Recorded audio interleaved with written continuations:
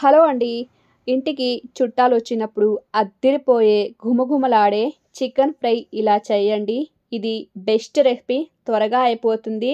Taste అయితే ముక్క వదిలితే ఒట్టు. Trust me. సబ్స్క్రైబ్ చేసుకొని లైక్ ఇవ్వండి. ముందుగా చికెన్‌లో 2 టేబుల్ స్పూన్ అంత ధనియా పౌడర్, తినే కారాన్ని బట్టి చిల్లీ పౌడర్,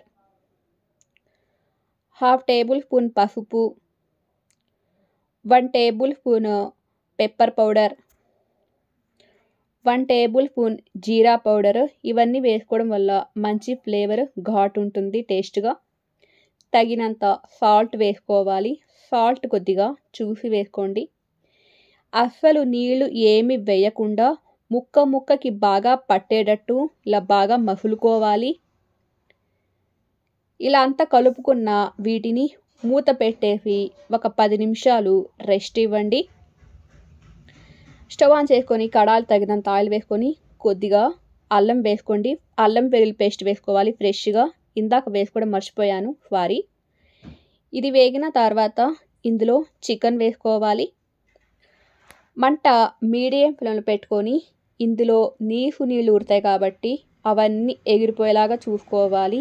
లేదంటే తినేటప్పుడు నీసు వాసన వస్తూ ఉంటుంది. అలాగే ఇది రోస్ట్‌గా చేసుకోవాలి. తినేటప్పుడు చాలా చాలా టేస్ట్‌గా ఉంటుంది రోస్ట్‌గా ఉంటే. ఇలా రోస్ట్‌గా ఉండాలి.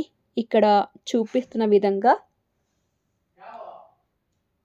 ఇలా అంతా రోస్ట్‌గా చేసుకున్న తర్వాత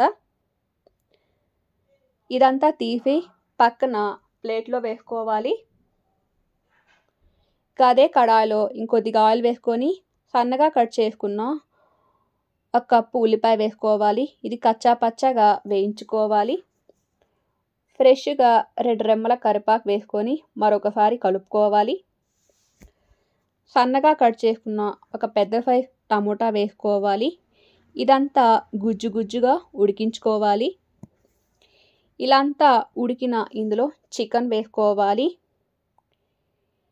ఇలా అంతా వేసుకున్న తర్వాత తగినన్ని నీళ్లు వేసుకోవాలి.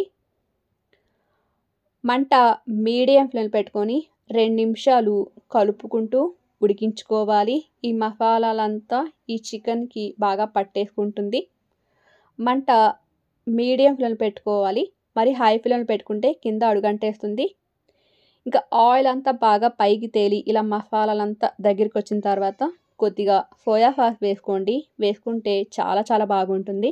మరొకసారి కలుపుకొని ఉప్పు కారం తక్కువైతే అడ్జస్ట్ చేసుకోవాలి. ఇది వండుతున్నప్పుడు ఎప్పుడెప్పుడు అయిపోద్దా, ఎప్పుడెప్పుడు తినాలనిపిస్తుంది. భలేగా ఉంటుంది. అసలు కూర కూడా అవసరం లేదు. అన్నం మొత్తం ఇందులోనే తినేయవచ్చు.